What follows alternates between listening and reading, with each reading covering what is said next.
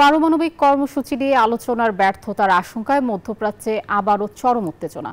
আলোচনায় অগ্রগতি না হলে যুক্তরাষ্ট্রের সামরিক ঘাঁটিগুলোর ওপর হামলার হুমকি ইরানের। উত্তপ্ত এ পরিস্থিতিতে মধ্যপ্রাচ্য থেকে দূতাবাস কর্মীদের সরিয়ে নেওয়ার সিদ্ধান্ত নিয়েছে ওয়াশিংটন।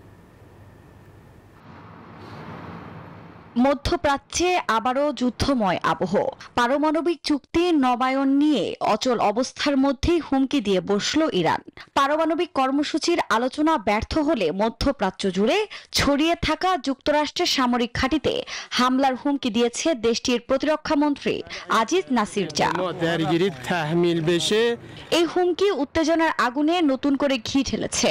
ক্রমবর্ধমান নিরাপত্তা ঝুঁকিতে সতর্কতামূলক পদক্ষেপ হিসেবে বাগদাদে অবস্থিত যুক্তরাষ্ট্রের দূতাবাসের কিছু কর্মী ও তাদের স্বজনদের সরিয়ে নেওয়া হচ্ছে। বান্ডেল থাকলে প্রতি সেনমানিতে টাকা বাঁচবে। বিকাশ সেনমানি বান্ডেল কিনে জিতুন প্রতি লেনদেনে। মার্কিন প্রতিরক্ষা বিভাগের তথ্য অনুযায়ী ইরাকে প্রায় 2500 মার্কিন সেনা অবস্থান করছে। এছাড়া বাহরাইন, সংযুক্ত আরব আমিরাত সহ মধ্যপ্রাচ্যের বিভিন্ন স্থান থেকে মার্কিন কর্মীদের স্বেচ্ছায় চলে যাওয়ার অনুমতি দিয়েছে ওয়াশিংটন।